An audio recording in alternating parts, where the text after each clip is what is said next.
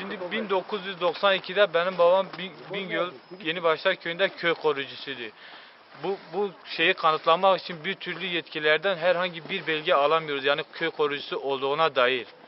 Bak koruyucu arkadaşları da buradadır. Yani onlar da söylesin evet o tarihte koruyucu muydu değil miydi? Şimdi sen baban yani kimler tarafından görevlendirildi, nasıl vefat etti onu Şimdi bize babam- anlat. Böyle bir sorunuz herhalde var. Evet doğrudur. Babam 1992'de mesela burada görevliyken köy muhtarı o zaman göndermiş yani o zamanki köy muhtarı Ahmet Kızılboğa. Ama onun imzası da var şeyde o tutanakta. Göndermiş dozların güvenliğini sağlamak için.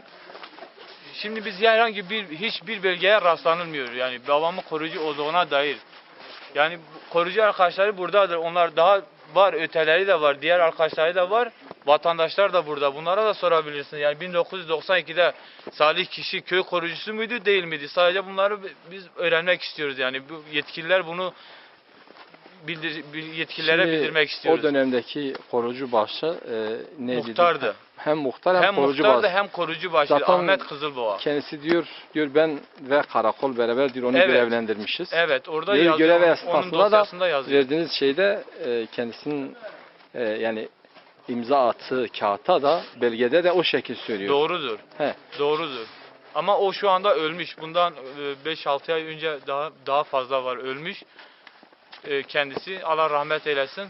Ama diğer arkadaşları buradadır. Mesela 3-5 kişi var burada. O arkadaşları kendilerini Evet. tanıtıp söyleyebilirler. Abi sizin isminiz ne? Hasan Kızılboğa. O dönem siz de koruculuk yaptınız. O dönem biz de beraber koruyucuyduk. Cuma günüydü biz burada Evet doğru. camide namaz kıldık. Sonra o herhalde gitmişti oraya. Görevli muhtar göndermişti. Kim göndermiş bilmiyorum. Biz Evet. Hem muhtar aynı zamanda korucu başı. Biz aynı beraber koruyucuyduk. Zaten kendisi Olay orada yazdığı yazıda da söylüyor. Diyor ben hem korucu başım hem muhtarım diyor. Salih Kızılboğa'yı diyor Salih ben kişi, Salih Salih kişiyi kişi, diyor ben görevlendirmişim. Doğrudur. He, Doğru. siz de doğru olduğunu söylüyorsunuz. Evet, doğru. Aynen öyle. He, doğrudur. siz de o dönemde korucuydunuz. Evet. İsminizi alabilir miyiz? Ahmet Kolato. Evet. Biraz konuşuyor. Yani siz de Kendisi diyorsunuz ki emeklidir de. Salih kişi o dönemde yani vefat Evet. ettiği görev Hacı sen de esnasında söyle vefat yani, ben ettiği o dönemde tarihte biz korucuydu. ona Siz de onu korucuydu, söylüyorsunuz. Şu an Evet. şu anda emeklidir kendisi. Aynı beraber girdik, beraber görev. Başka bir şey söylüyorsanız Şimdi burada bak diğer Ha, bu- arkadaşı var. siz Şimdi burada siz kahveci de var. tanıyalım abi. Ben Selim Aktaymış. Siz de o dönemde korucuydunuz. Evet doğru. Yani Salih kişinin de korucu olduğunu söylüyorsunuz. Doğrudur. Evet. O zaman beraber korucuyduk. Cuma günü de dozer orada çalışıyordu da oraya gitti de artık yani muhtar Göndermiş mi? göndermiş mi göndermemiş yani biz bilemiyoruz. Yıllar arada geçti. Muhtar yazdı diyor. Hem de Doğrudur. kendisinin imzası da var. Diyor ki ben görevlendirmişim. Dozer Evet. orada çalışıyordu. Evet. O sırada mesela bak vatandaş o da vatandaş köy arkına bakıyor. Biz de biliyoruz. İhsan Kızılboğa. Orada dozer çalışıyor, dozerin yanına gitti.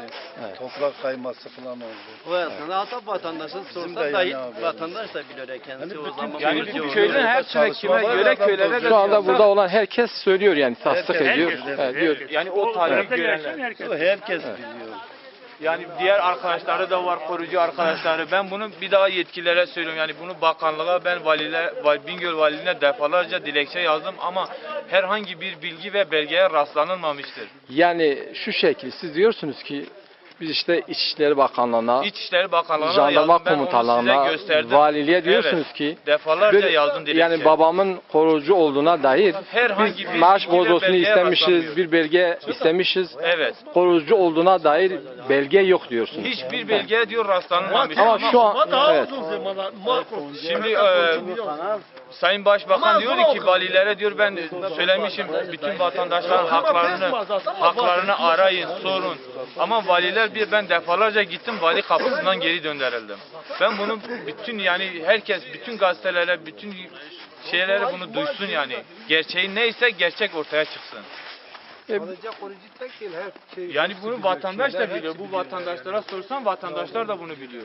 O dönemde yaşayan kime sorsam zaten onun korucu olduğunu herkes tasdik eder yani. O dönemde ben de korucuydum, ben de biliyorum. Evet. O zaman korucuydu o zaman. İşte bir kaza oldu, bir helan geldi, orada gitti. İnşallah bizim temennimiz de odur ki yetkililer bunu duyar. Ben bunu İçişleri Ee, Bakanlığı'na, Sayın Başbakan'a, Cumhurbaşkanı'na da söylüyorum. Yani bunlar gereken neyse yapsınlar. Yani bu olayı açığa çıkarsınlar. Olayın gerçek özünü açığa çıkarsınlar yani. Siz Salih kişinin Evet, zaten Salih oğlusunuz. kişinin oğluyum. Mehmet kişi. Evet. Yani bir söyleyeceklerimiz bu kadar yani. Artık yetkililere kalmış bu şeyler. Evet.